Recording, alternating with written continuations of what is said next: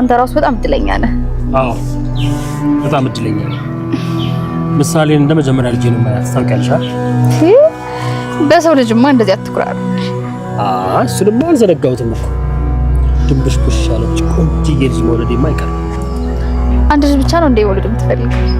አይ እሱማ እሷሽ ትበለኝ እንጂ ፈለፍ ነው። አንተ ከፈለክ ማን ይከለክላል? እሷ ፈቃደኛ መሆን አለባት። ምክንያቱም ያው ጫና የሚበዛው ሴቶቻችን ላይ ነው ብዬ። ቆይ ሌላ የቤት ስራ አታግዝም ማለት ነው? አይ እንደዛ አላለም፣ ግን መውለዱ፣ ማጥባቱ፣ ልጅ መንከባከቡ ብዙ ጫና ያለው ሴት ልጅ ላይ ነው። ስለዚህ እሷ ፈቃደኛ ካልሆነች በኔ ጫና ብቻ ሊሆን አይችልም። እሱስ ልክ ነህ። የምር ግን መድብል አንተን የምታገባ ሴት ታደለች ነች። እና ታዲያ ለምን አንቺ እድልሽን አትሞክሪም? ያው ተገምገመሽ ማለት ነው። ሂድ ጉረኛ። ይሄን ያክልማ ራስን አታካብድ። ኧረ ምን ሆነሻል? ይቅርታ፣ እነሱን አምኜ አንቺን መናገር አልነበረብኝም። አብርሽ፣ ከክፉ ንግግር ዱላ ይሻላል፣ ገላ በጊዜው ይሽራል። መጥፎ ቃላት ግን እድሜ ዘመንን አብሮ ነው የሚሻገሩ እኮ። በጣም ይቅርታ። ይቅርታ ደግሞ ይበልጣል። እሺ በቃ እና ከልብሽ ይቅርታ ካለሽ አታቅፊም? ትትና መሰለኝ ታውቃለች፣ አይተዋለች።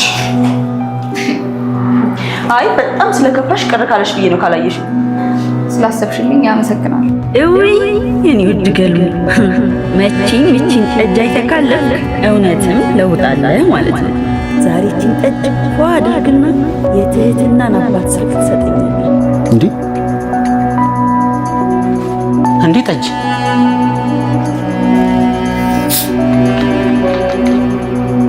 እንዲያው ጠጅ አየግሊ ቅድም አሳዘንኳት ማለት ነው።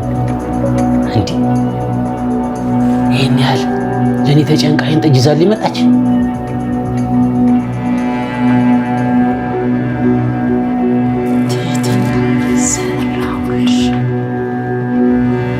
ሄላ የትህትና አባት ናት።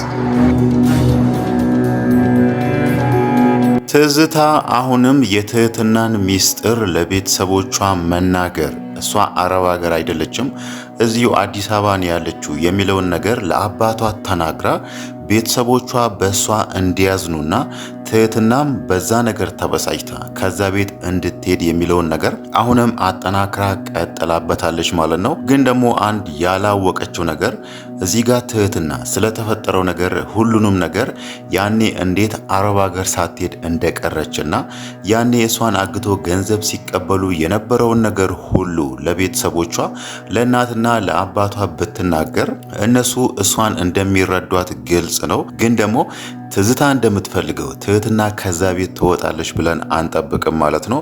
ምናልባትም እሷ ይሄንን ነገር ከተናገረች አባቷ ለትህትና ደውለው እዚህ አዲስ አበባ እንዳለች ሰምቻለሁ ነይ ብሎ ሊጠራት ይችላል። ከዛም በኋላ የተፈጠረውን ነገር ከነገረቻቸው ትህትና እዚሁ እነ አብርሽ ጋር ትመለሳለች እንጂ እዛ ሆስፒታል ሄዳ አባቷ ጋር ሆስፒታል ውስጥ አትኖርም ማለት ነው።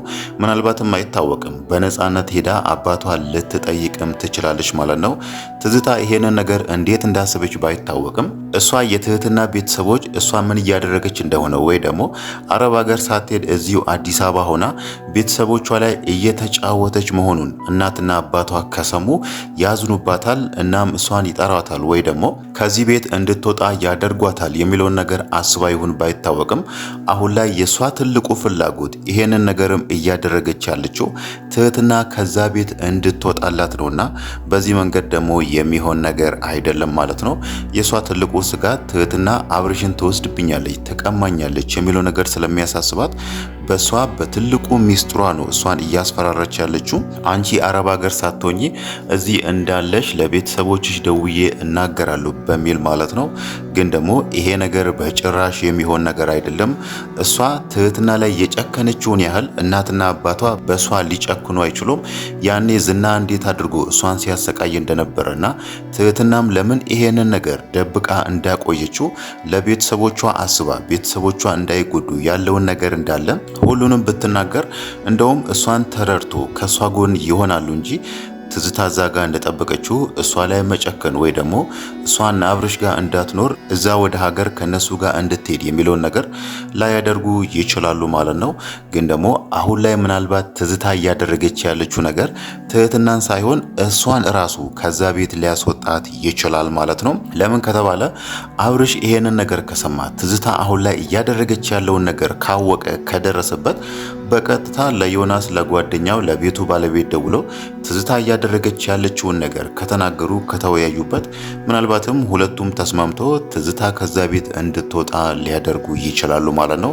ከዚህም በፊትም አንድ ያነሳነው ነገር እሷ የሚሻላት ከነሱ ጋር ተስማምታ በፍቅር ሁሉም አብሮ እንደሚኖሩ ከነሱ ጋር መኖር ስትችል፣ እዚህ ጋር ደግሞ በክፋት እነሱን ከዛ ቤት ለማስወጣት በተለይ ትህትና ላይ እያደረገች ያለችው ነገር እሷኑ መልሶ ትልቁ ዋጋ ያስከፍላታል ማለት ነው።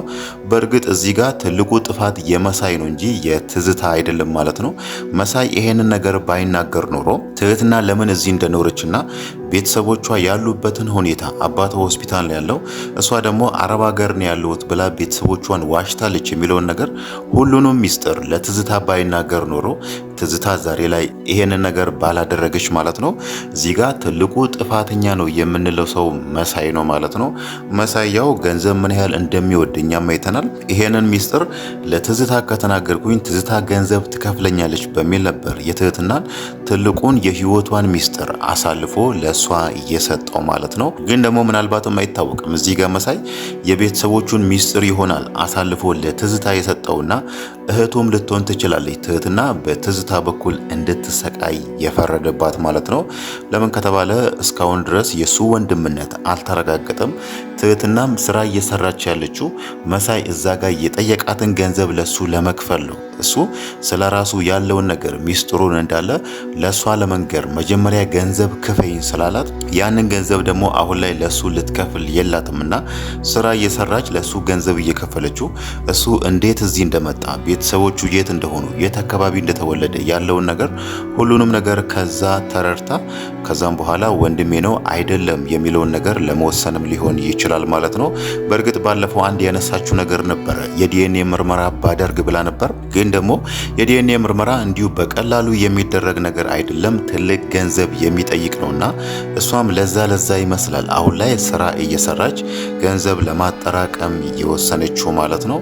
ግን ደግሞ መሳይ ወደፊት ይሄንን ነገር በማድረጉ እንደሚጸጸትና በእርግጥ አሁን ላይ ትህትና እሱን ለማውራት ስትፈልግ ወይ ደግሞ ልትቀርቡ ስትፈልግ ራሱ እሱ እያመናጨቃት ነው፣ እሷን እያወራት አይደለምና እሷ ደግሞ መሳይ ገንዘብ ምን ያህል እንደሚወድ ስለምታቅ ነው ገንዘብ እያሳየችው እሱ በትህትና ወይ ደግሞ እሷ የምትፈልገውን ነገር እንዲነግራት ለማድረግ ያሰበችው ማለት ነው።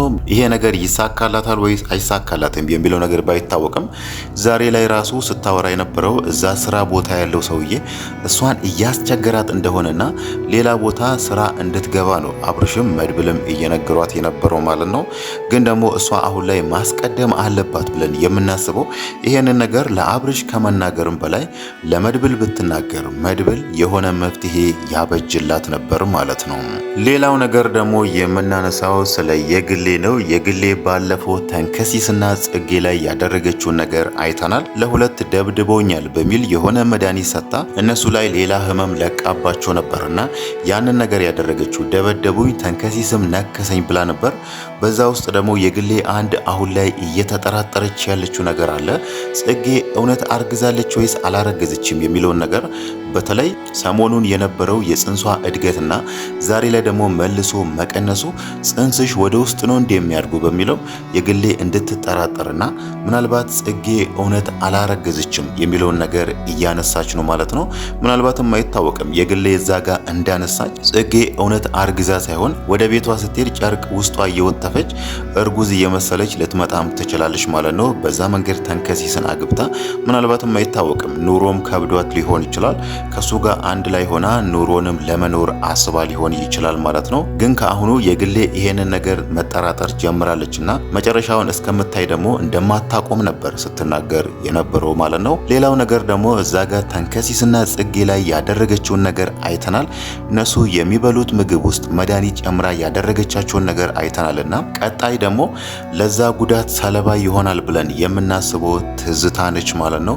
ትዝታ ዛሬ ላይ ያደረገችውን ነገር የግሌ የግሌ መስማቱ አይቀርም።